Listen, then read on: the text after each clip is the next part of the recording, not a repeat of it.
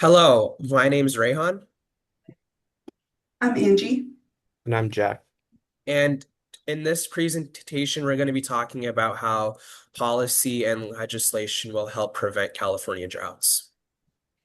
In the past 10 years, California has become a center for wildfires and drought, for attention from all over the country.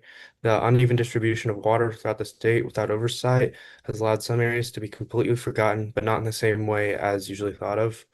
The overuse of water without oversight allows many major companies and farmers with political ties to condone abusive water behavior. The rate of homelessness will grow and water prices will increase as a result of this. It already has. One of the biggest issues of this struggle has been the loss of agricultural land, creating a multi-billion-dollar cost for California, as it is a agricultural hub for this entire country, and it uses almost 80% of the state's water. Additionally, wildfire severity has and will continue to grow due to climate change and will keep drying out and killing crops while land keeps becoming lost and becoming vulnerable to more wildfires unless we change our attitudes toward it. Um, this inconsistency in policy changing has created a vulnerability for us to fall victim to, a problem of our own making. And in the uneven focus of where water should go will leave certain communities needing to insert changes from summer fun to relying on stored cases of water for cooking and showers, and those changes will just be the start of it.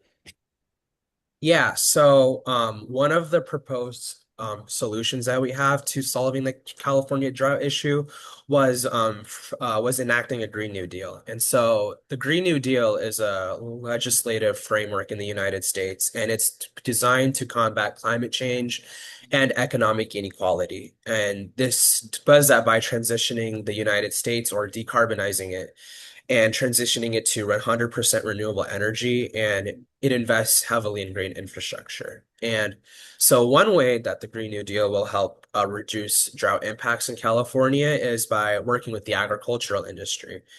And it'll work with the agriculture industry to work to adopt renewable agricultural practices and to prevent water waste. And this is extremely important in a state like California because California is a major agricultural state, and so reducing that water waste will help alleviate the drought impacts that are happening elsewhere in the state. And the second way that the Green New Deal will help reduce drought impacts is by preparing them in advance. And more specifically, it'll increase funding for climate disaster relief, and that will enable a more efficient and quicker response to droughts. And this funding will be especially concentrated in communities where there will be hit hardest, so it'll be more concentrated in like low income communities where they often don't have the resources to uh, combat droughts. For our second solution, we believe that something as simple as changing terminology can help the people come together and help for policy changes in the future. When it comes to making decisions in a democratic system, it's important to have a common ground, and sometimes accommodations are in order. If you can see figure 3 right here on the left, um,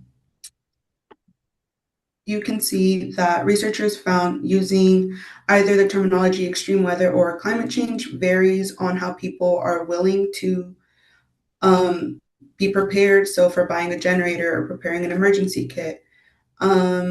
There's also for joining a campaign. Conservatives are more likely to join a campaign when they hear the terminology extreme weather, whereas for climate change, they're 28% likely to join a campaign.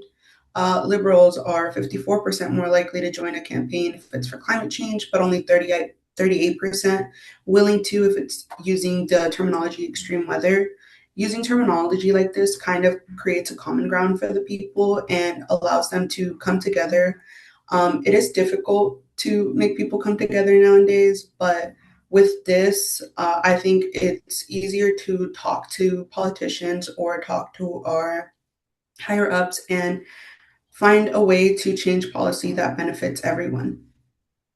Yeah, and also adding on the topic of political polarization, if we look at figure two, right? And we see that a majority of voters do want their members of Congress to co-sponsor a Green New Deal. So if we look at the graph or figure two, we see that nearly 6 in 10 voters approve of the Green New Deal. And if we look at that party breakdown, we see that 81% of Democrats approve of it, 57% of independents, and the most surprising statistic of all is nearly 1/3 of the Republican base also supports the Green New Deal.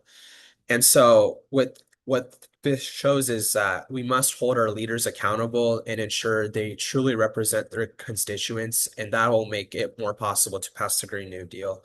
And if the Green New Deal is passed, it'll ensure that every community in California is able to live a life free from the burdens of a warming climate, regardless of their zip code. And yeah, so the overarching idea of this project was if we are able to uh, successfully create legislation and environmental legislation, we are able to solve the many environmental issues in this country. And for California specifically, if we are able to pass things such as the Green New Deal, droughts won't be as big of an issue as it previously was. And so thank you for listening to this presentation, and here is our works cited. Um, there you go. Thank you for listening.